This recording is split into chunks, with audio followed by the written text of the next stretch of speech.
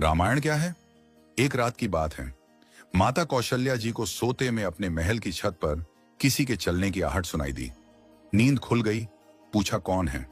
मालूम पड़ा श्रुतकीर्ति जी, सबसे छोटी बहू, शत्रुघ्न जी की पत्नी। माता कौशल्या जी ने उन्हें नीचे बुलाया। श्रुतकीर्ति जी आई, चरणों में प्रणाम कर खड़ी रह गईं। माता कौशल्या जी ने पूछा, श्रुति, इतनी रात को अकेली छत पर क्या कर रही हो बेटी? क्या नींद नहीं आ रही? शत्रुघ्न कहाँ है? श्रुति कीर्ति की आंखें भर आईं। मां की छाती से चिपटी, गोद में सिमट गईं।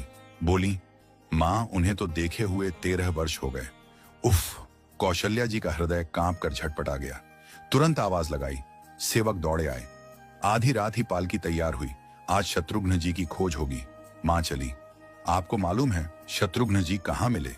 अयोध्या जी के जिस दरवाजे के बाहर भरत जी नंदीग्राम में तपस्वी होकर रहते हैं, उसी दरवाजे के भीतर एक पत्थर की शिला है।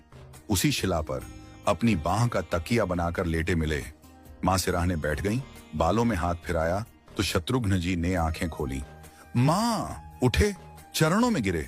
मां, आपने क्यों कष्ट किया? मुझे बुलवा लिया होता। मां ने कहा, शत्रुघ्न यहां क्यों? शत्रुघ्न जी की रुलाई फूट पड़ी। बोले, मां, भैया राम जी पिताजी की आज्ञा से वन चले गए। भैया लक्ष्मण जी उनके पीछे चले गए। भैया भरत जी भी नंदीग्राम में हैं।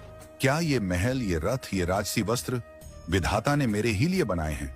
माता कौशल्या जी निरुत्तर रह गई। देखो क्या है ये राम कथा।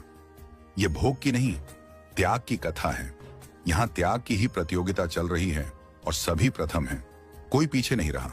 चारों भाइयों का प्रेम और त्याग एक दूसरे के प्रति अद्भुत, अभिनव और अलौकिक है। रामायण जीवन जीने की सबसे उत्तम शिक्षा देती है। भगवान राम को 14 वर्ष का वनवास हुआ तो उनकी पत्नी सीता मैया ने भी सहर्ष वनवास स्वीकार कर लिया।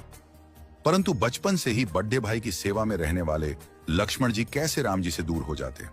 माता सुमित्रा से तो उन्होंने आज्ञा ले ली थी वन जाने की, परंतु जब पत्नी उर्मिला के कक्ष की ओर बढ़ रहे थे तो सोच रहे थे कि मां ने तो आज्ञा दे दी, परंतु उर्मिला को कैसे समझाऊंगा, क्या बोलूंगा उनसे?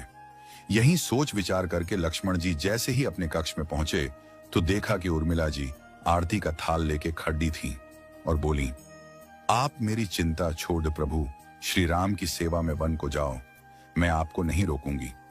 मेरे कारण आपकी सेवा में कोई बाधा ना आए, इसलिए साथ जाने की जिद भी नहीं करूंगी। लक्ष्मण जी को कहने में संकोच हो रहा था, परंतु उनके कुछ कहने से पहले ही उर्मिला जी ने उन्हें संकोच से बाहर निकाल दिया। वास्तव में यही पत्नी का धर्म है। पति संकोच में पड़े उससे पहले ही पत्नी उसके मन की